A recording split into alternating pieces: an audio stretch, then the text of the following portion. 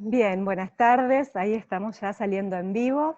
Mi nombre es Laura Martín Sich, de Editorial Fundación Landija, y le damos la bienvenida a todos y todas quienes están del otro lado, escuchando y viendo esto que va a ser la presentación del libro La escucha docente en el proceso de enseñanza-aprendizaje, de Margo Larraburu. Así que les vamos a dar la bienvenida, en principio a Margo, como autora de la editorial, y también para esta presentación. Margo, agradecerte infinitamente la confianza y la oportunidad de reunirnos en este momento, todas estas personas que vamos a estar acá compartiendo acerca de tu libro. Voy a ir presentando una a una de las personas que nos acompañan, y esto es lo que comentábamos antes, que tiene de linda la virtualidad, que estamos todos en distintos lugares, pero esto hoy nos convoca y nos reúne, que quizás de otra manera no podríamos hacerlo. Vamos a escuchar a cada uno presentando el libro. Va a haber también, a través del Facebook de la editorial, que ya está saliendo en vivo, oportunidad para quienes quieran preguntar o quienes quieran hacer un comentario o dejar un saludo. Al final de la presentación vamos a hacer esas preguntas y esos comentarios para que tanto Margo como los presentadores puedan responder. Así que bueno, hoy tenemos entonces acompañándonos a Alejandro Martínez. Su actividad se enfoca en trabajar sobre la realidad de las personas, equipos, organizaciones y o sistemas, desarrollando una nueva forma de aprendizaje sustentable y la construcción de agendas de trabajo para el logro. La experiencia en liderazgo de equipos y la expansión de la conciencia profunda del ser humano son las guías hacia un autodesarrollo efectivo, ecológico y sustentable. Bienvenido, Alejandro. También nos va a acompañar Ana Llamazares, quien es licenciada en Ciencias Antropológicas por la Universidad de Buenos Aires y magíster en Metodología de la Investigación Científica, investigadora retirada de CONICET, profesora de la Maestría en Diversidad Cultural, profesora invitada de la Maestría en Pensamiento Sistémico, docente de la revista Sofía y de la Fundación Columbia de Buenos Aires, donde dirigió la formación en pensamiento holístico, nuevos paradigmas y metodologías participativas para el diálogo y la ampliación de la conciencia.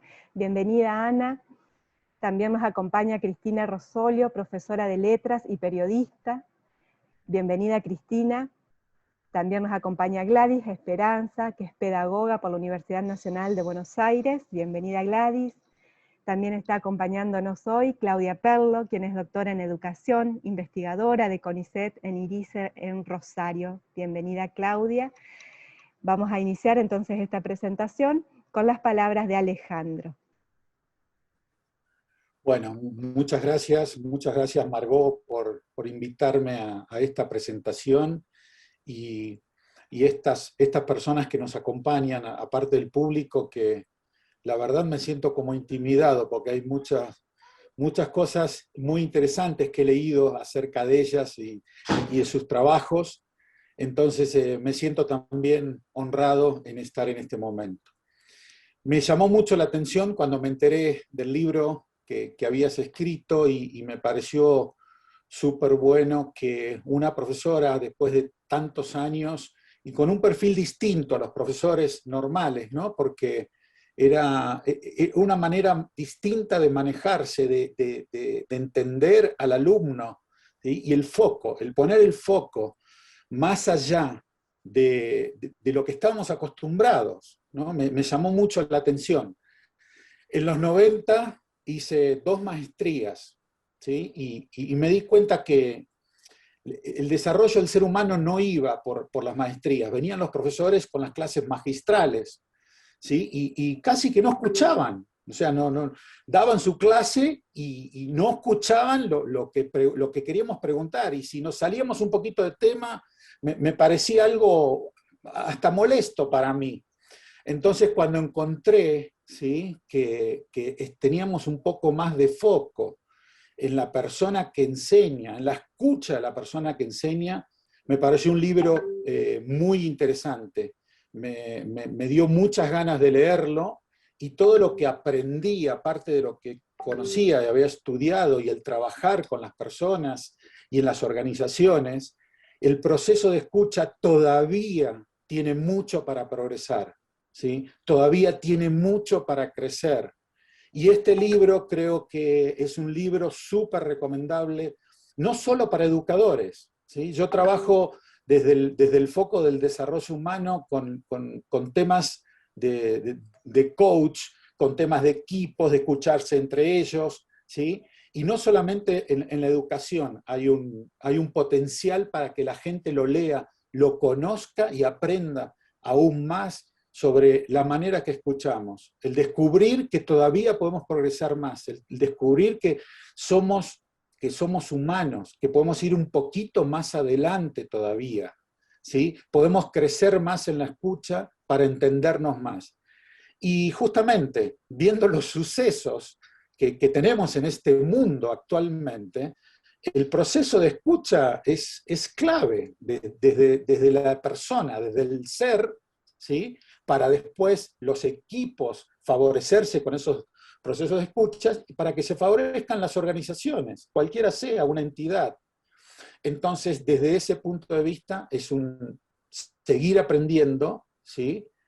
Seguir dándome cuenta que Margot, cuando fui su alumno, y nos escuchaba de una manera distinta, ¿sí? Y el aprender a ver profesores que escuchan a sus alumnos, que sienten lo que están sintiendo sus alumnos, eso nace esencialmente desde la escucha profunda, desde el llegar a entenderlo un poquito más. Todavía tengo ganas de volver a leer el libro para seguir aprendiendo un poquito más y cuando lo haga seguramente vamos a encontrar una nueva visión, un nuevo aporte que quizás se nos pasó en la primera lectura.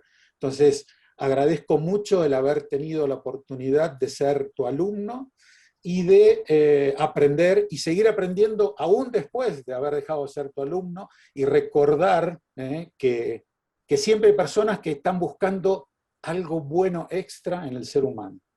Entonces, le voy a pasar la palabra a Ana María para que siga ella, porque si no voy a estar hasta la noche y voy a seguir hablando un montón. Les agradezco mucho esta oportunidad y bueno, les contaré que voy aprendiendo extra cuando lo relea. Bueno, muchas gracias, Alejandro. Y yo también, bueno, muy agradecida a Margot en principio por haberme invitado a participar de este evento, este lanzamiento de su libro, de su tesis, y a la editorial, por supuesto, en apostar a estos, a seguir editando en la Argentina, lo cual ya es todo un gran logro, un gran mérito, podríamos decir, ¿no? Bueno, muchas gracias entonces nuevamente. Y me gustaría poner el tema del libro de Margot, primero en esta coyuntura tan increíble que estamos viviendo, esta discusión, polémica, bueno, pelea, podríamos decir, o batalla, alrededor del tema de la presencialidad o no presencialidad en contexto de pandemia, que parece una discusión tan irracional desde cierto punto de vista, y el libro de Margot ilumina mucho justamente la irracionalidad, insisto en esta palabra, de seguir discutiendo si la presencialidad o no en las escuelas, cuando desde todo punto de vista y desde esta nueva mirada pedagógica, parecería esencial, parecería algo de lo que no se puede estar discutiendo si podemos carecer o no. Segundo, por lo cual considero que el libro de Margot sale en un momento muy oportuno, muy sincrónico, que deberían mandárselo a todos los ministros de educación para que se ilustren sobre estos nuevos paradigmas, ¿no?, relacionados con el proceso de enseñanza y aprendizaje. Pero por supuesto el tema excede el ámbito educativo para mí, ¿no? Y me complace muchísimo que Margot haya dado esa mirada tan amplia en su libro, en su tesis y ahora en su libro, porque es el tema de la escucha hace al meollo de la crisis contemporánea que estamos atravesando, no solo de este cambio de paradigmas, que podríamos decir es un cambio de miradas, porque detrás del cambio de paradigmas se encierra algo mucho más profundo, ¿no? Es un cambio en una visión de mundo, y la visión de mundo encierra mucho más que teorías o conceptos, encierra una forma de estar en el mundo. Y abrirse a la escucha es un cambio radical en cuanto a la forma de estar, no solo en el aula, sino en los vínculos y estar en el mundo, escuchar el mundo, escuchar al otro. Este pasaje que ella también describe del materialismo a esta nueva visión biocéntrica, holística, que pone claramente es un cambio de valores, ¿no? ¿Qué es lo que está en el centro de este cambio de paradigmas? ¿El principal valor que es la materia, la acumulación, o es la vida, lo que fluye, lo que tenemos que construir en conjunto?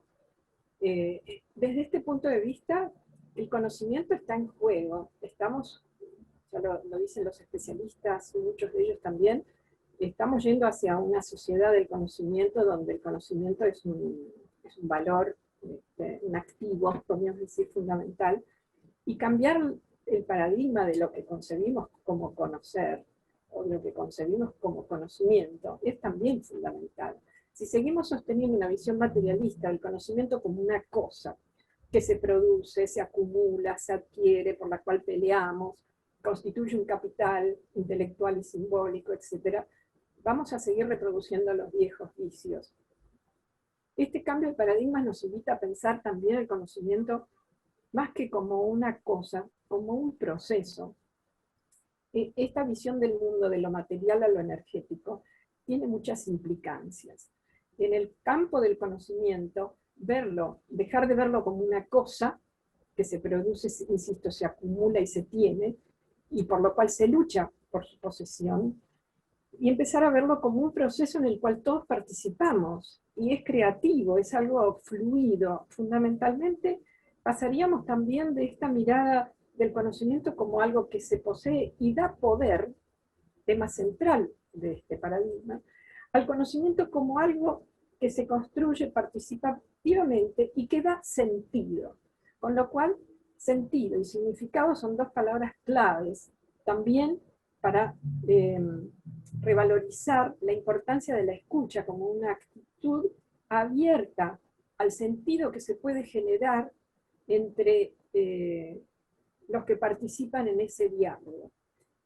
Este cambio de paradigmas también lo podemos ver como un pasaje de lo monológico a lo dialógico, es decir, donde el conocimiento se concibe como algo que se posee, el saber es algo que yo tengo y que entonces emito, transmito, doy, vendo, etc. La transmisión es monológica, yo establezco monólogos. Y en esta nueva visión, si el conocimiento es algo que se construye, necesito que se produzca el diálogo, que se abra este flujo entre participantes. Diálogo por etimología es el significado, el sentido, el logos que fluye a través de, vía es hacia, ¿no? O a través de. Por lo tanto, ver el diálogo como un proceso participativo, integral, y con algunos rasgos esenciales, como la presencia, el estar ahí, no el poner la cara e irme, sino estar con toda mi persona, con todo mi ser, que condiciona esta posibilidad de la escucha, de abrirse a la escucha. Que como también señala Margo en su obra, una cosa importantísima para el momento y la coyuntura actual, lo dialógico integra lo antagónico, porque en la medida en que tenemos que dialogar, tenemos que comprender que el punto de vista del otro es complementario y necesario para ampliar mi propio punto de vista. Entonces, puede ser el secreto, la clave, la llave, podríamos decir, ¿no? La llave de bóveda que nos abra a la posibilidad de trascender esta cosa de las grietas, de las dicotomías, de la lucha permanente, de ver quién tiene razón, y que todo diálogo en realidad es una discusión. Discusión viene de discutere, que es cortar en pedazos, discutere. Con lo cual, bueno, quiero hacer una reflexión desde la antropología, que es mi campo, porque me sugirió la imagen, esta hermosa imagen de la tapa del libro y de la escucha, que también, como Margo ha participado en mis clases y mis charlas de pensamiento holístico, y hablamos mucho de esto, yo retomo una metáfora que trae Carlos Castaneda en una de sus obras, que forma parte de las enseñanzas de su maestro Don Juan, y le decía que la clave de hacer un sabio chamánico es aprender a ver y pasar del mirar al ver. Y reproduzco un pedacito que está en una de sus obras, que se llama Una realidad aparte, donde don Juan le dice a Carlos Castaneda, me gusta ver, porque solo viendo puede un hombre de conocimiento saber. Y Castaneda le responde, pero ¿qué clase de cosas ve usted, don Juan? Yo veo todo, le dice el otro. Y Carlos le responde, pero yo también veo todo y no soy un hombre de conocimiento. A lo cual don Juan le responde, no, tú no ves. Tú solamente miras la superficie de las cosas. Esta metáfora que habla de dos modos cognitivos cualitativamente diferentes. El mirar es lo que podríamos decir ha hecho nuestro paradigma tradicional materialista, quedarse como por la superficie material de las cosas, pasar al ver que significa ir más allá de la superficie de las cosas, es decir, ampliar la mirada, captar la multidimensionalidad de la realidad, no solo la cantidad de elementos que componen la realidad, sino la cantidad de relaciones entre elementos, que sería lo sistémico, lo complejo, lo interrelacional, pero también el pasar de ver la realidad como materia a la realidad como energía en flujo constante, que nos permite captar que hay un proceso detrás de todas las formas que van deviniendo y evolucionando. Por lo tanto, que este pasaje del mirar al ver es la puerta también para aprender a ver, a captar, a percibir más ampliamente lo trascendente, el sentido, hacia dónde, cuál es esa otra dimensión que no vemos en una primera instancia. Me permito hacer este paralelismo con el oír y el escuchar. Mirar sería como oír, o al revés, lo voy a decir al revés. Oír sería como mirar y escuchar sería como ver. Entonces, aquí se pone en juego realmente este gran giro paradigmático que estamos atravesando y del cual creo que nos van a hablar también las otras personas que participan de esta presentación, ¿no? El giro hacia el conocimiento como un proceso participativo, dialógico, en el que la escucha es una parte esencial de lo dialógico. Una de las necesidades tal vez más acuciantes del momento actual. Porque lo dialógico permite integrar al otro como un elemento constitutivo de este proceso. Reconocer que el vínculo que se establece entre más de dos, o entre uno con la propia interioridad, o uno con el mundo, es una instancia creativa, fluida, en permanente cambio, y que ese flujo del diálogo es una terceridad emergente, no está en las personas aisladas o separadas, está en las personas cuando se ponen en diálogo. Entonces, que ese flujo es una terceridad, es decir, es una instancia que supera los elementos vistos por separado, ¿no? Lo cual también tiene una implicancia, esto ya va más a lo antropológico, casi filosófico, importantísima desde mi perspectiva, que es que solo el proceso dialógico da visibilidad al campo transsubjetivo. ¿Qué quiere decir esto? Que hay un campo que existe más allá de las subjetividades, de las individualidades, que ese es un campo que lo construimos a partir del flujo de la palabra o del diálogo en sus otras formas. Y esto le volvería a restituir no solo objetividad, existencia, sino legitimidad a muchas dimensiones de la realidad que hoy en día las tenemos bastante negadas. Bueno, y concluyo entonces destacando la importancia de poner en foco el tema de la escucha. Me parece una gran originalidad de parte de Margo haber dedicado su investigación a este tema, que, como decía Alejandro, no es tan puesto en valor en general en la educación, en la reflexión social y humana, y revalorizar a partir de darle la importancia que tiene la escucha, revalorizar digo revalorizar porque creo que el rol del docente lo ha perdido. Esto de ser, como dice Margot, de pasar de ser un conductor de contenidos a una guía de aprendizaje. Esto es un rol cualitativo, esto también es un cambio de paradigmas en cuanto al rol del docente, ¿no?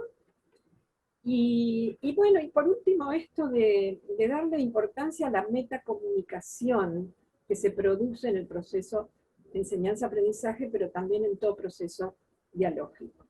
Así que bueno, con esto cierro mi momento de participación, feliz y felicitando nuevamente a Margot por su trabajo y a la editorial por publicarlo.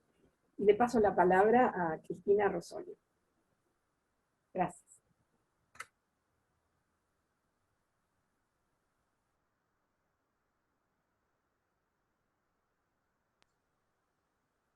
Bueno, en este espacio en el que acompaño a gente tan acreditada, quiero agradecerle a la doctora Margot Larraburu que me haya dado la oportunidad de acompañarla en este proceso y contarle a ella y a todos que a mí me ha despertado cosas, como por ejemplo cuando fue mis primeros trabajos como profesora de literatura, por ejemplo, en el Colegio Sagrado Corazón de mi ciudad. Me había tocado un reemplazo largo y dije, bueno, soy joven, los chicos son jóvenes también, vamos a hacer algo novedoso. Y me esmeré para hacer cosas muy creativas, llevar para escuchar música y escuchar cuentos y a la vez desarrollarlos. La verdad que las clases eran un poco desordenadas, pero eran encantadoras. ¿Qué pasó cuando ese reemplazo largo se terminó? Me gustó pedirles una evaluación a los alumnos, y dije, bueno, esto va a determinar mi futuro modo de trabajar de aquí en más, y me llevé la tremenda sorpresa de que me dijeran que había estado muy lindo, pero ellos eran hijos del rigor, y que no podían aceptar clases así, porque si no, se iban a indisciplinar. Y me sentí tan decepcionada porque me di cuenta que eran chicos que no estaban, a pesar de que iban a cuarto año, que no estaban preparados para, en este caso, escuchar. Yo no lo meditaba como escuchar, pero nos escuchábamos, eran clases hermosas. Y después de eso viene el celular a trastornar un poco lo que significa la escucha, que también produce un doloroso quiebre entre el otro y uno, muchísimas veces, ¿no? Bueno, eso es lo que me despertó, Margot, en cuanto a mi trabajo anterior. Y hoy día uno se dice, a partir de tu libro, qué fácil sería llevar a cabo en aulas tradicionales como las que vos contás en tu libro, lo que no se puede hacer en los fríos claustros universitarios, que es tan difícil. Por lo tanto, ¿qué costaría aprender a intentarlo? Y tal como vos lo describís, cuando recogés los testimonios de los alumnos, a mí muchos testimonios me angustiaron, francamente, porque hice un seguimiento tan cercano a tu libro, fue un acompañamiento tan cercano, y pude sentir lo que esos chicos sentían, como la sola información emitida por el docente los agobiaba, los avergonzaba de algún modo, los hacía sentir disminuidos, porque los docentes tenemos esa tendencia a emitir discursos presuntuosos. Nos encanta también escucharnos hablar, y no escuchar al otro a lo mejor en esa verborragia, ¿no? Existen maneras de reforzar la posibilidad de que los alumnos crean en sí mismos, y eso está en nuestras manos.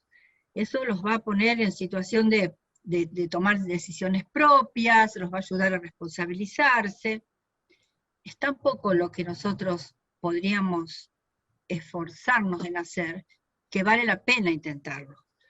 Para Margo, los docentes somos los únicos que debemos favorecer, patrocinar, sostener y acoger situaciones en las que los alumnos puedan perder el miedo a intentarlo, porque tienen miedo de hablar, tienen miedo miedo también a lo que pasa entre ellos, las burlas y todo lo que ocurre, todos lo sabemos, pero si nosotros le ayudamos a desvelar enigmas, ellos van a generar una ilusión por descubrir cosas y a tener oportunidades de aplicarlas, y esa es una tarea que nos toca a nosotros. A través de las páginas del libro entendemos que si enseñar es ante todo producir aprendizaje, nuestra brújula debe siempre estar, digamos, situada hacia la manera de aprender. Son los alumnos los que marcan las tendencias, ¿no? Y más hoy en día, las tendencias educativas. Siempre y cuando no tengan el celular a mano, porque eso nos trastorna la vida. Pero es necesario saber escuchar para enseñar desde el cerebro del que aprende con la sonrisa del conocimiento. De los alumnos nosotros también vamos a aprender a ser docentes, tal como una madre aprende de un niño a ser mamá o un papá. Será difícil obtener conocimiento si el proceso que seguimos consiste en que el alumno acepte la información como viene, predigerida, y por último, tenemos que nosotros darle tiempo a que ellos entiendan lo que han memorizado, porque les enseñan a memorizar, y no a poder digerir lo que ellos necesitan después poder transmitir.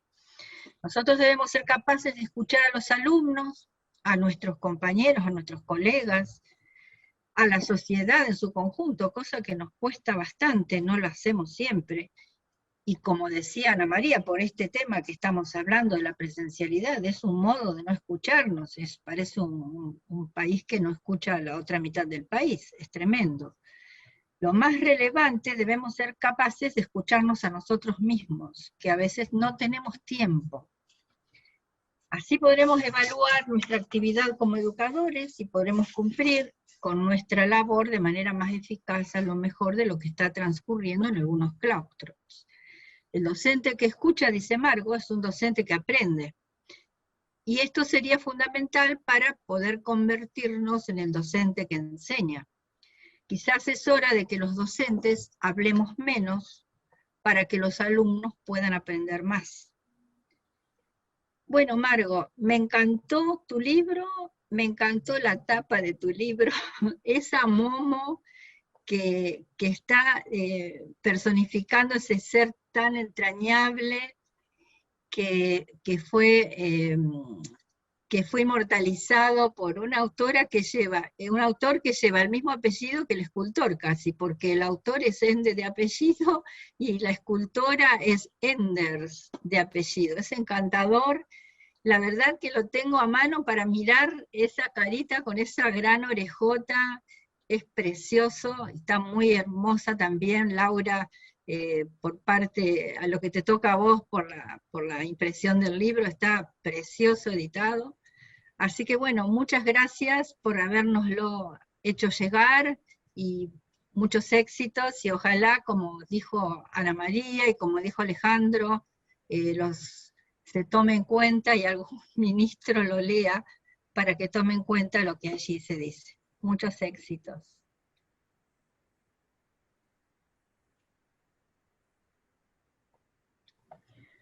Bien. Bueno, buenas tardes.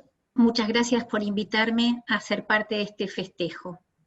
Lo que voy a decir lo tengo escrito, así que intentaré que no sea muy pesada la lectura y de vez en cuando inventaré algo saliéndome de las líneas. Yo denomino este encuentro un festejo sin temor a equivocarme, porque la llegada de un libro a nuestras manos debe ser vivida como una fiesta, y más aún si quien lo ha escrito es alguien tan próximo a nuestros afectos como lo es Margot Esther Larraburu, o como nos gusta decir entre nosotras, mi amigueta Margot. Permítanme compartir un modo de trabajo que yo no sé muy bien de dónde surgió, pero que me acompaña cada vez que debo iniciar un ejercicio de escritura. Lo que hago es dejarme llevar por lo primero que se me viene a la mente, es decir, por esa inmediata asociación libre que viene a mí cuando me siento a trabajar. A veces esa asociación me lleva vertiginosamente por buenos caminos. Otras veces me pone obstáculos que debo sortear y me exige más esfuerzos asociativos, pero siempre me lleva a un destino nuevo, y este también ha sido el caso. Imagino que se estarán preguntando cuál fue la asociación libre que me vino a la mente cuando recibí el libro de Margot y su invitación a presentarlo. Y luego, esa asociación se fue inscribiendo en mí a lo largo del pasaje de las hojas. Pues bien, lo primero que vino a mi mente fue un emblemático cuento de la literatura infantil titulado Peter Pan. Hace muchos años escuché decir a alguien que este personaje había decidido dejar de crecer y permanecer como un niño por el resto de su vida, debido a que su ama, la persona que lo tenía bajo su cuidado, le había soltado la mano. James Barrie es el creador del personaje, y de muy pequeño vive una experiencia trágica al morir su hermano mayor y predilecto de su madre, quien cae por lo tanto en una profunda depresión y coloca a su hijo menor en una encrucijada a la que él responde haciendo todos los esfuerzos que están a su alcance para ser idéntico a su hermano muerto y conquistar así el amor de su madre. Podría decirse, sin embargo, que a Peter Pan esa escena de abandono no le impidió tener una vida llena de aventuras, hacer amigas y amigos en sus exploraciones, hacer también enemigos de primera línea como el Capitán Garfio o incluso convertirse en el protagonista de muchos films adorados por grandes y chicos. Hasta aquí esa asociación libre me acercaba muy tibiamente al texto de Margot, cuando de golpe al personaje descuidado se le adhirió el escenario de la pandemia que hoy se vive en el mundo entero, aunque no en todos los rincones de la Tierra del mismo modo, sino con grandes matices y contrastes. En tiempos de aislamiento nos informan que una cifra que toca los 5 ceros es la que representa a las niñas, niños y jóvenes que se han caído del sistema, o en términos del cuento infantil, esas infancias y adolescencias que por múltiples razones dejaron de estar asidas a las manos de sus docentes y de sus escuelas, o de su Estado. Ese contacto no establecido en el 2020 se intenta restablecer en el 2021 con éxitos dispares. Y por ahora, las múltiples estrategias diseñadas desde las políticas públicas y por las comunidades educativas enfrentan dificultades para revertir la cifra. Y allí, al comenzar nomás la lectura en la introducción del texto La escucha docente en el proceso de enseñanza-aprendizaje, encontré pistas que me advertían sobre las prácticas docentes que debemos interrogar para que los Peter Pan y las Wendy se dejen de multiplicar. Margot nos enfrenta a una sentencia firme cuando dice: debemos cuestionar el paradigma científico-racionalista que atraviesa con tanta persistencia nuestras prácticas educativas. Este estado sanitario tal vez logre que nos pongamos en marcha más rápidamente para saber por dónde empezar ese cuestionamiento, y para ello el texto de Margot nos ofrece muchísimas luces, muchísimos surcos, muchísimos caminos. No puedo afirmar que ese haya sido el objetivo de la investigación doctoral de Margot. No sé si ella se propuso darnos pistas, pero sí puedo decir que a través de las páginas nos obliga a revisar los intercambios que favorecemos dentro de la escuela, al interior de las salas de clase, en los recreos y en las salidas educativas, y Margot remata diciendo, para ser más precisas, que debemos revisar el tipo de comunicación con el que construimos el vínculo que predomina en nuestras aulas, y el lugar que ocupan las palabras y los silencios. O, como nos propone Ana María, que está aquí con nosotros, hacer hincapié en una visión más orgánica. Y Ana María menciona un concepto que debo reconocer no conocía, el del energetismo, y la mirada holística. Me comprometo a estudiar, a revisarlo, porque complementa esta idea de atacar, de sublevarnos contra el paradigma científico racional. Vaya que es un desafío, Margot, el que nos propones, porque si por un momento estamos de acuerdo en que no podemos perder más tiempo si queremos promover el crecimiento de nuestras y nuestros estudiantes, y solo detener el crecimiento de la cifra, para ello me copio del texto y propongo que profundicemos el análisis acerca de, y te cito, la degradación de la palabra y del silencio, cierro la cita, en este ámbito privilegiado que siguen siendo las escuelas. Margot nos propone en el capítulo 1 analizar algunas perspectivas para acercarnos a un nuevo paradigma y nos dice, recorramos juntos los ejes principales de la perspectiva de la complejidad, la sistémica y la biocéntrica. De las dos primeras tenía muchas noticias y había realizado muchísimas lecturas. De la última, tal vez mucho menos, y fue la que produjo en mí el encantamiento. No podría sino de otro modo hablar de algo, si no me sintiera encantada. Elijo entonces la perspectiva biocéntrica, pero no de manera excluyente. Dejo también que los recorridos de Edgar Morin y del enfoque sistémico me acompañen. Trataremos entonces de proponer y de enmarcar el diseño de políticas que contribuyan a que nuestras y nuestros estudiantes se encuentren fuertemente enlazados en las instituciones educativas y que ellas no les suelten la mano. La elijo simplemente porque me gustó y porque postulo una forma de educar basada en el aprender a vivir, a conectarse y a desarrollar la afectividad y la creatividad por sobre los aspectos clásicos de la educación, siempre vinculados a los temas intelectuales, a la tecnología, al mecanicismo, a la meritocracia, que muchas veces carecen de sentido para nuestras y nuestros estudiantes. El principio rector de la educación biocéntrica, dice Margot, y lo sostiene a lo largo de todo su libro y en particular de alguno de los capítulos, cito, se basa en las relaciones dialógicas entre los sujetos intervinientes. Y se trata, palabra mía, de una propuesta que apunta a generar un mundo de paz, convirtiendo a la vida en el centro teórico y metodológico de la educación. Repito, convirtiendo a la vida en el centro teórico y metodológico de la educación. Como educadores, pensar que lo que habita el encuentro es nada más y nada menos que la vida. Asimismo, esta educación biocéntrica, dice Margot, apela a la estimulación de la afectividad y centra un reconocimiento en el amor como generador y protector de vida. Elementos que parecen no haber podido estar en el ama que crió a Peter Pan. Elegí esta perspectiva porque nos invita a integrar en la discusión pedagógica cómo nos vinculamos con el conocimiento, pero fundamentalmente cómo establecemos los vínculos y la necesidad de ayudar y de ayudarnos a ampliar nuestra mirada. Y esto último también le pertenece a Margot, dar un salto cuántico en la forma de pensar y vivir. ¿Cuál es el punto de partida para establecer ese vínculo? El punto de partida es, y ya lo dijo hace un momento Ana María, el establecimiento de un diálogo para generar conocimientos compartidos.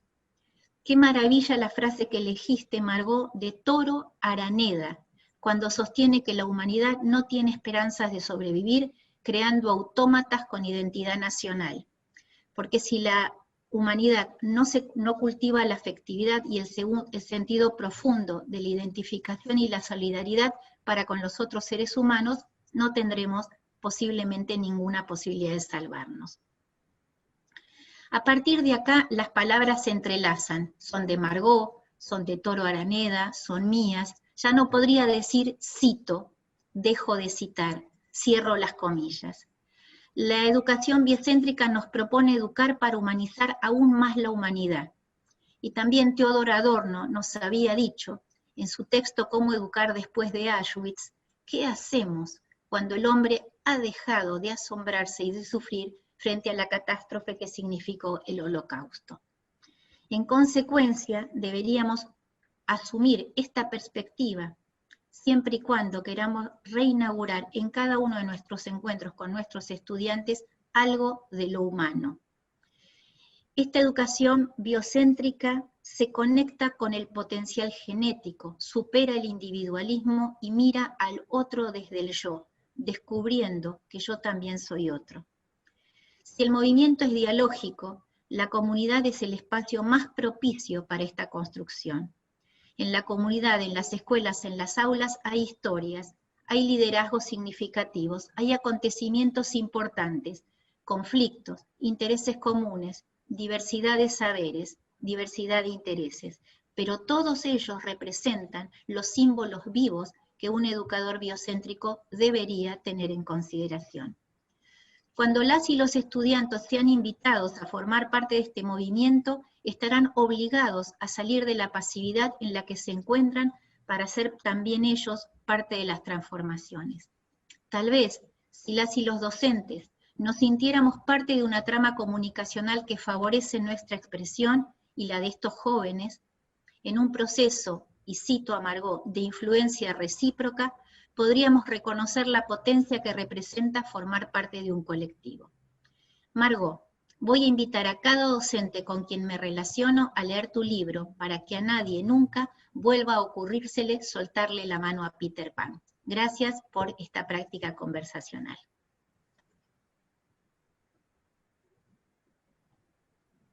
Le cedo la palabra a Margot. Perdona, Claudia.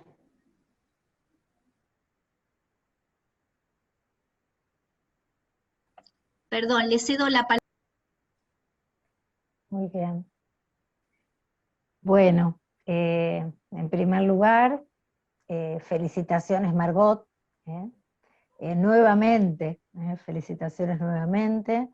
Felicitaciones y gracias también a la editorial Lendija, que sigue ya hace años nuestros trabajos, nuestras producciones, y un fuerte agradecimiento a todos los presentadores hasta aquí, ya que mi presentación va a ser un poco más una presentación desde adentro, con un compromiso desde adentro, porque si bien Margot es la autora de esta obra, bueno, yo he dirigido su tesis doctoral, y no puedo dejar de verla muy bien actualmente, pero más allá de eso, y a partir de todo lo que ustedes han señalado, que es sumamente nutricio otra vez para el trabajo de Margot y para mi trabajo, hay algunas cosas más que también pensé a partir de esta obra ya de Margot concretada en un libro.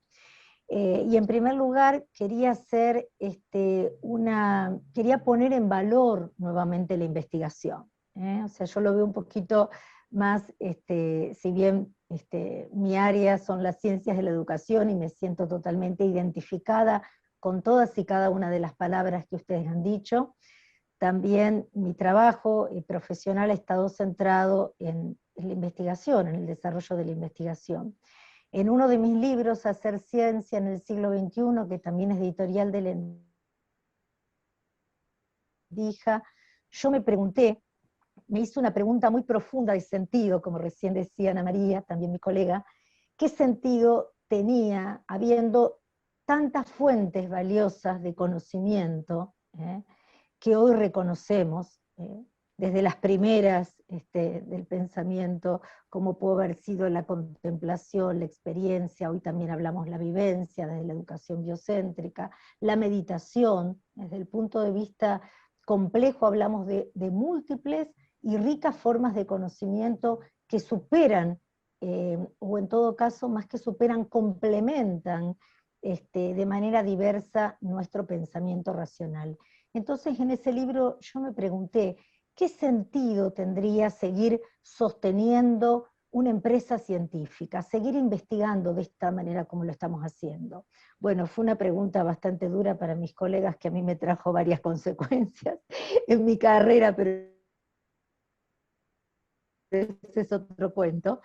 Y luego de este trabajo me respondí a mí misma asertivamente y positivamente que el valor de la investigación seguía siendo el de poder visibilizar los problemas complejos que tenemos como humanidad y profundizarlos de manera sistemática y sostenida, acercándonos a los territorios y habitando los espacios que inclusive, como es en el caso de Margot, ella misma habitaba. Preguntarse por sí misma, cuando Margot vino a mí con esta pregunta de investigación, claramente yo sentí que era una pregunta de sí misma, una pregunta de su práctica, y una pregunta que a poco andar yo también hice mía. Y fíjense que en relación a este tema que ella aborda, o que termina formulando como la escucha docente, es un problema que hay muchísima tradición en la investigación dentro de las ciencias de la educación, como es el tema de la deserción y el desgranamiento escolar. Es un tema profusamente investigado. La mayoría de las investigaciones van encontrando, por lo menos las más hegemónicas, van encontrando en este problema de la deserción y el desgranamiento muchas veces causas que atribuyen a factores socioeconómicos. Casi siempre han estado ligadas a ellos. Sin embargo, Margot parte de este problema porque sus primeras preocupaciones tenían que ver con la matrícula, de la cual el ministerio se ocupaba año a año solicitando informes y planillas y matrices de información sobre cómo se pierde la matrícula en los profesorados y las carreras se encuentran a jaque mate de ser cerradas y habilitadas otras, y sin embargo no se llegaba a un tema tan sensible como el que Margot llega a partir de esta pregunta de la deserción y del desgranamiento escolar, que es su primer planteo en realidad en los trabajos anteriores. Ella llega a un tema que no tiene que ver con factores exclusivamente socioeconómicos o financieros, sino un tema sensible y profundo que toca tres cuestiones que Ana María ya mencionó, y que pasa por un saber o no saber docente ligado a una atención situada, ligado a un cuerpo presente, y ligado a una presencia plena. Tres, yo diría, características, o no sé si decir condiciones, de un tipo de conocimiento que incluiría también este conocimiento racional, pero que tiene que ver con una cognición que va más allá de este mirar que traía Ana María, este mirar superficial. Tiene que ver con un ver profundo, con un ver detrás de este alumno o alumna desertor, desde un punto de vista vital, como es el que brinda el aporte de la educación biocéntrica. Por lo cual, este trabajo de Margot, hoy trataba de recordar los años cuando Margot vino con esta pregunta, no recuerdo bien Margot si era 2014, 2015, pero fueron realmente muchos años de plantear el tema, de trabajarlo teóricamente, de ir al campo y después dar una lectura profunda que permitiera echar luz y encontrar algunas respuestas diferentes y más profundas al problema de la deserción y el desgranamiento escolar, que había sido el primer planteo, el primer problema más doloroso que Margot traía. Cuando Gladys habla de cierta angustia en la lectura del libro, al leer las respuestas de los alumnos, yo recuerdo con la angustia con la que Margot llegó a IRICE las primeras veces con los análisis de datos, o con los datos inclusive de las observaciones que ella venía haciendo de clase de sus propios colegas. Creo que esto también es el valor de la investigación. Poder no salirse del problema, es decir, se trata de una equidistancia inteligente que permite estar ahí, sentir el problema, pero a su vez dar un paso al costado y poder ver con ojos nuevos, y entrar en ese lugar de descubrimiento que trae un problema muy viejo en el campo de la educación, pero sin embargo irresoluto. Y aquí quiero también contar una pequeña historia, ya que han contado aquí, que para nosotros los investigadores muchas veces las historias, los recortes son casos, serían casos de estudio, ¿no? Por deformación profesional no podemos dejarlos verlos como caso, y simplemente contarles que Mara era una muchacha de 16 años cuando llegó a mi casa en Victoria a ayudarme en tareas de jardinería y en tareas de, no de limpieza, pero sí de agricultura de la casa. Y yo tengo una condición de los menores de edad que vienen a trabajar conmigo y que se arriman mucho en esta ciudad, que por cierto está teniendo cada vez más no solamente desgranamiento y deserción escolar, sino también un grave problema de puestos laborales para los jóvenes y para los adultos. Entonces los jóvenes buscan trabajo, y yo una condición tengo, que el joven que viene a trabajar a mi casa tiene que ir a la escuela. Lo pongo como una condición, ¿no? Lo primero que pregunto, ¿está yendo a la escuela? Y siempre estoy en una conversación de acompañarlos en ese proceso. Resulta que Mara, a un año más o menos de trabajar en casa, un día viene y me cuenta que había dejado la escuela. Venía de repetencias reiteradas. Ella me contó que ya no se sentía a gusto, pasaba a tener 16 años y estaba con chicos de 13, ustedes saben que es una diferencia muy grande en esa etapa de la adolescencia, y que realmente iba a dejar, pero que tenía mucho miedo de perder el trabajo. Bueno, por supuesto que le dije que no lo iba a perder, pero que su compromiso tenía que ser que comenzara un proceso conmigo. Yo tengo ahí una salita de biodanza en mi lugar, que también es un lugar de lectura, y bueno, le propuse hacer un recorrido conmigo en este tiempo para ver si ella encontraba alguna motivación de volver. Bueno, un currículum hecho en el día a día, vimos ecología, teoría del color, poesía, menos matemática, que es mi debilidad, vimos paradigmas, metodología de la investigación, la motivación que venía ella cada día o que venía a mí, porque fue un proceso realmente conjunto, y comenzamos a andar un tiempo con Mara. Dentro de ese proceso, ya hace 2 veranos debe ser atrás, porque todavía teníamos la presencialidad, hubo un curso, yo la invitaba a veces a algunos cursos libres que había en la ciudad, que íbamos juntas, sobre plantas nativas y aromáticas. Yo la invité, le pagué el curso, fuimos juntas, éramos cerca de 30 mujeres. Ella era la más pequeña, con 17 años en el curso, y en un momento se le acerca una persona, de manera edad, una profesora, y le dice: uy, querida Mara, ¿cuánto hace que no te veo en el colegio?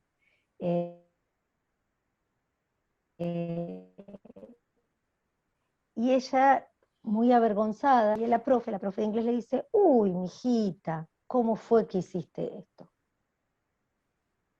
Bueno, yo era observadora de esa situación y me preguntaba cuándo, cómo, dónde.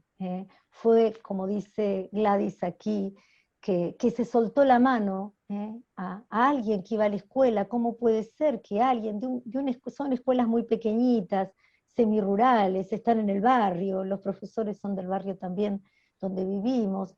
¿En qué momento alguien se puede ir de la escuela? Y más allá de desconectarle la computadora, de conectar igualdad, porque eso fue lo que sucedió, no se le saca la computadora, pero se le saca el código para que el alumno no pueda acceder ya a la computadora. Bueno, hasta aquí la anécdota. Acompañé a Lara un poquito más, a Mara un poquito más, y lo que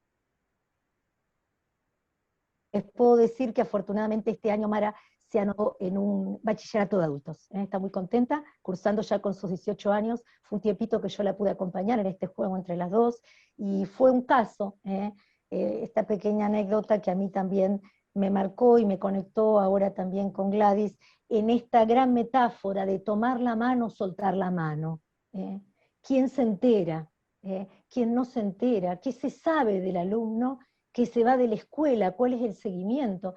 Y vuelvo a repetir, no estoy hablando de Rosario, de Buenos Aires, ni siquiera de Venado Tuerto. Estoy hablando de Victoria, de un barrio, del barrio Abadía, donde todos somos muy cercanos y nos conocemos. Para no demorar más, solo decirles al final y retomar algunas palabras del principio de Alejandro, que si bien cuando Margot vino con esta pregunta me pareció muy importante, muy relevante, como también les parece hoy a ustedes, hoy me parece imprescindible. Ustedes ya hablaron las cuestiones de contexto que yo también les quería mencionar, así que no las voy a repetir. El problema de la escucha es un problema medular de nuestra crisis humana, ustedes ya lo han dicho. Y finalmente también me hace muy feliz saber que son más personas que a través de la obra de Margot van encantándose como Gladys en torno a la educación biocéntrica. Bienvenidos, es una corriente que ya lleva cerca de 40 años en América Latina, surgió en Brasil, hemos hecho formaciones, Margot ha sido parte de esas formaciones que hemos traído los profesores aquí, y bueno, realmente este libro abona esa perspectiva y también celebro, es una fiesta. Gracias, Margot.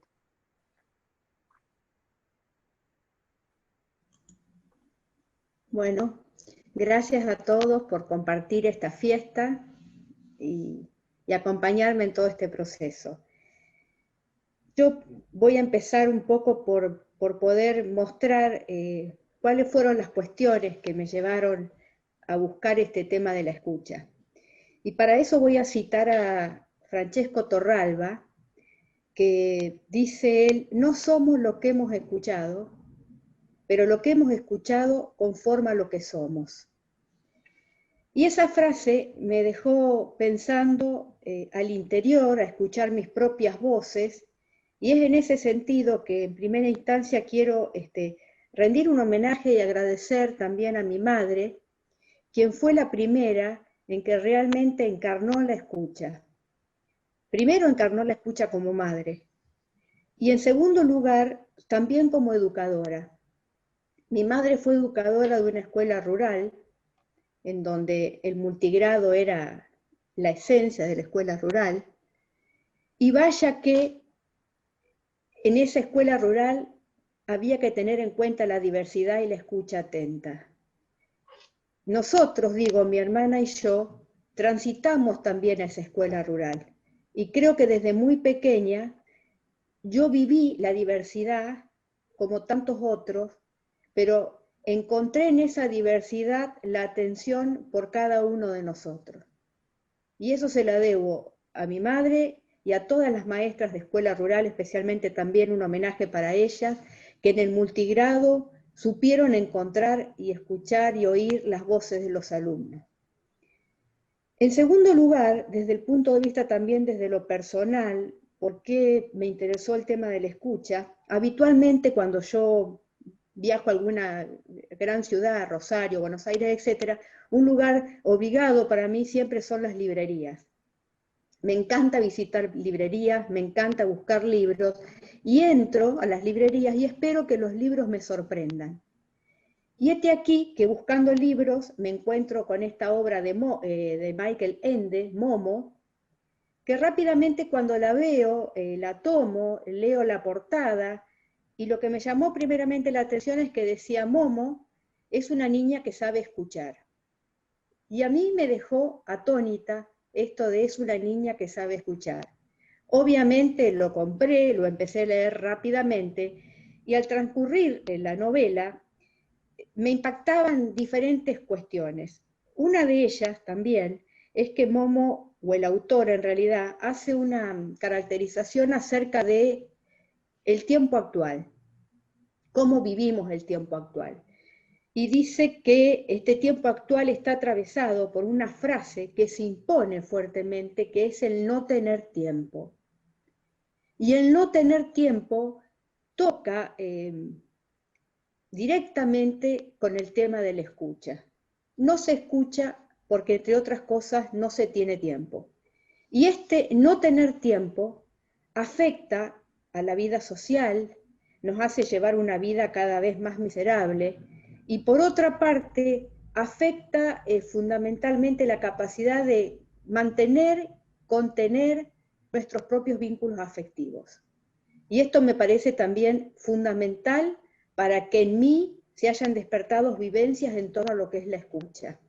Primero la escucha desde el punto de vista en general, y luego la escucha desde el punto de vista de la docencia, que es mi profesión desde hace mucho tiempo, Y entonces desde lo profesional digo, desde la docencia específicamente el tema de la escucha me hacía mucho ruido, y mucho más ruido me hizo cuando empecé a frecuentar los ámbitos de la gestión, en donde la escucha se hacía fuertemente presente todos los días en la tarea cotidiana de todos los días.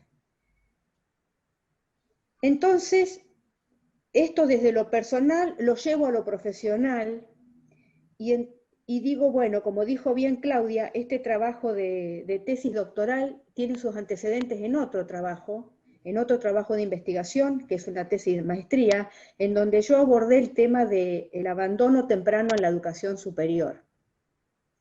Y como conclusiones o como resultados de esa tesis de maestría, frente a la respuesta ¿por qué los alumnos abandonan en la educación superior?, tal como decía Claudia, poco tenían que ver con situaciones económicas financieras, sino que fundamentalmente el abandono tenía que ver por la incidencia que el paradigma educativo tenía sobre la propia idea de formación y de educación con respecto al docente. Es decir, cómo este paradigma pedagógico también incidía en las propias prácticas del docente.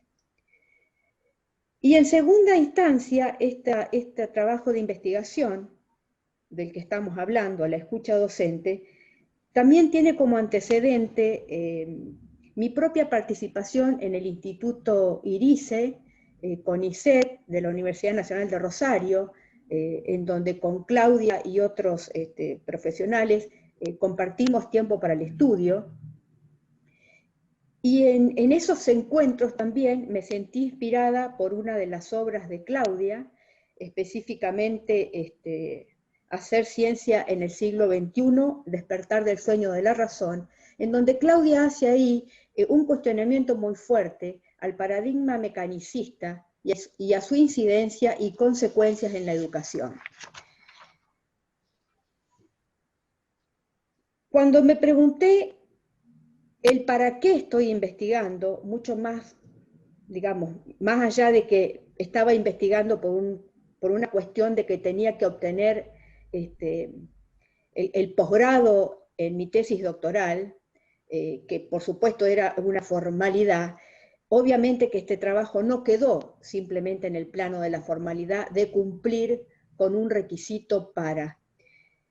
Y bienvenido que así sea, y festejo eso fundamentalmente, porque este trabajo implicó en mí un cambio profundo de mirada, y diría yo, un camino sin retorno, ¿no? Porque cuando uno, decía hoy Gladys, estaba encantada por la perspectiva biocéntrica, cuando uno transita en la perspectiva biocéntrica con todo lo que eso implica, obviamente uno no puede no optar por ese camino. Entonces, cuando me preguntaba el para qué, mucho más allá de lo que digo, ¿no?, de lo formal, porque realmente aspiro profundamente, y profundamente comprometida me siento con esto, es que debemos todos, pero fundamentalmente quienes estamos en educación, debemos aspirar todos a hacer y vivenciar una escuela que no deje a nadie afuera. Por otra parte, también pretendo que podamos juntos, entrelazados, podamos curarnos de esta miopía antropocéntrica y podamos optar por una perspectiva biocéntrica. Una perspectiva biocéntrica que pone a la vida en el centro. Y una perspectiva en donde el mundo fundamentalmente se configura a partir de la relación con los otros, estableciendo vínculos dinámicos. Y en educación, específicamente hablando, propone una formación integral del estudiante, valorando todo lo vital que hay en él. Esto me parece significativamente importante, valorando todo lo vital que hay en él. ¿Cómo? A través de la escucha y el diálogo.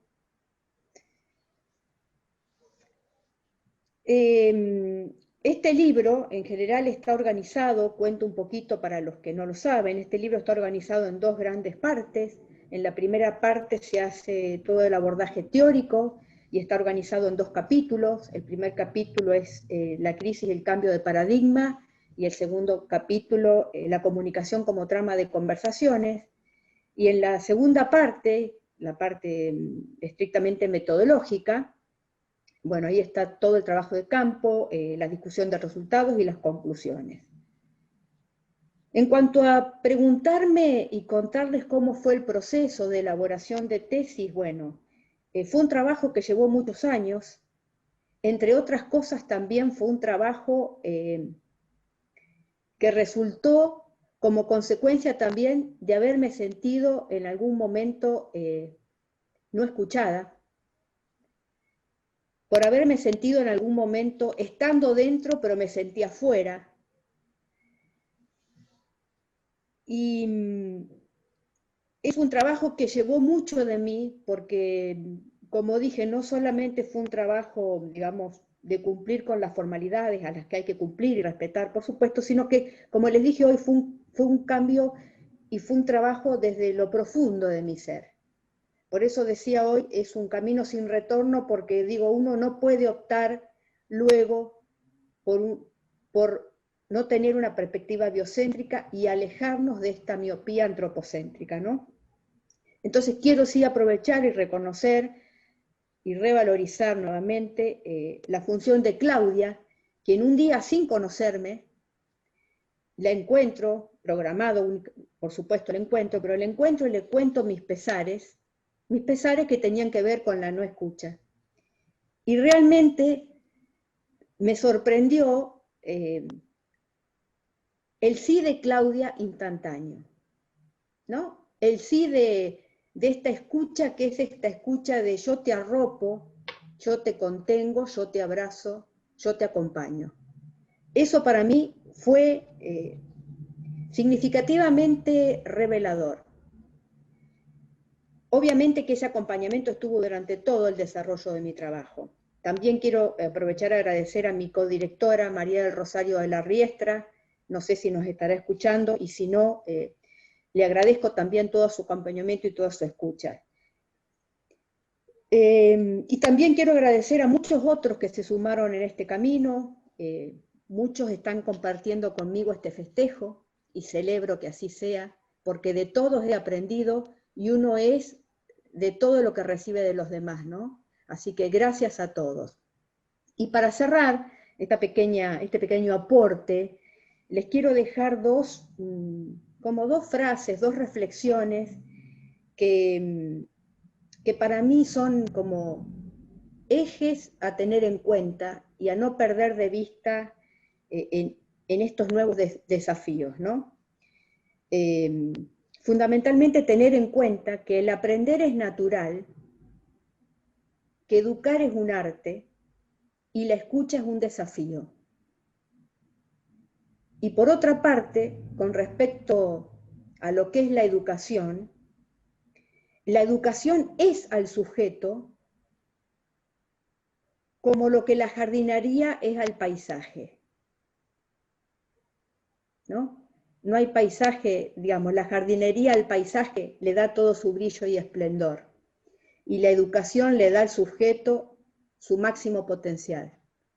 Entonces, festejo esta posibilidad de poder transitar otros caminos, de poder haber crecido y poder mirar la realidad educativa y la realidad personal y ser siempre una fuente y un medio para poder escuchar las voces de todos, pero fundamentalmente para que todos, y de verdad todos tengan acceso a una vida más digna, y para tener una vida más digna, el único camino a recorrer es la educación.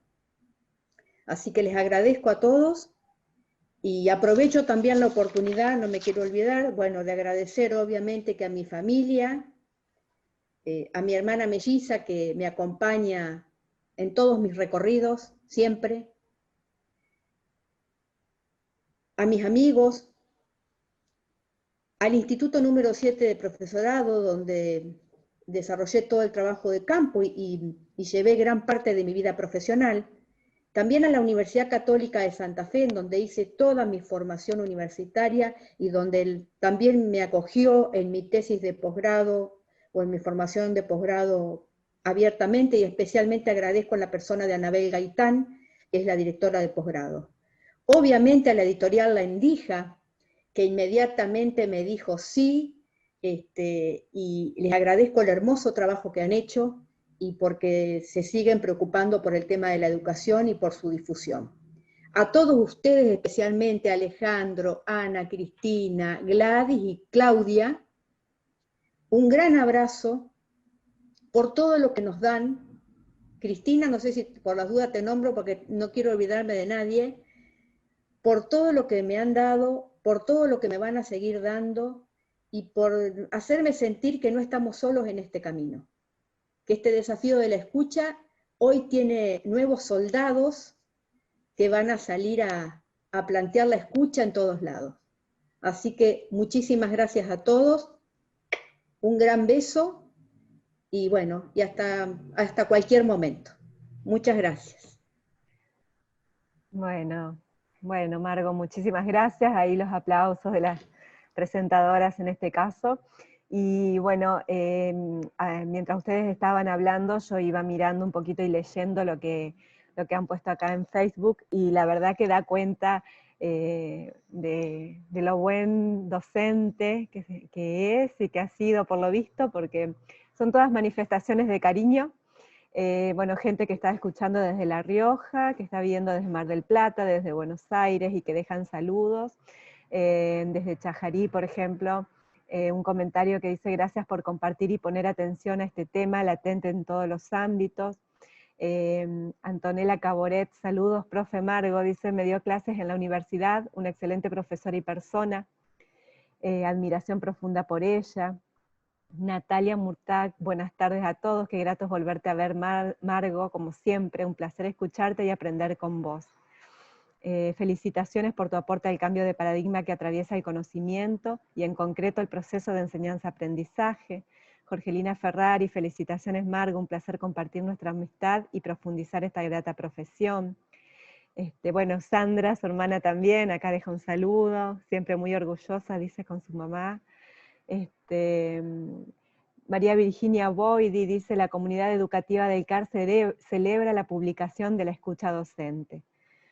Karina Mangold, felicitaciones mi querida Margo, siempre tan talentosa, orgullosa de vos. Bueno, y muchos más saludos y manifestaciones de mucho cariño, así que Margo están ahí en el Facebook para que después las pueda leer, y nosotros profundamente agradecidos a usted y a todas las presentadoras, y bueno, Alejandro, que ahora no lo veo, por haberse tomado este rato para poder poner en discusión, en charla, este tema, y para nosotros una gran alegría poner a circular también este libro que viene a seguir, creo yo, movilizando estos paradigmas enquistados. Así que agradecidos nosotros profundamente por habernos elegido también. Bueno, nos vamos despidiendo. Muchísimas gracias, Laura. Bueno, muchísimas gracias a vos y a todos. Muchas gracias. Nos vamos despidiendo entonces. Gracias a todos los que estuvieron también ahí en Facebook escuchando y viendo. Exactamente, a todos los que han escuchado y han escrito, y los que no han escrito, igual, muchísimas gracias por la escucha. Gracias, un abrazo. Un abrazo Gracias. para todos. Saludos a todos. Gracias. Gracias. Saludos. Hasta siempre, hasta siempre.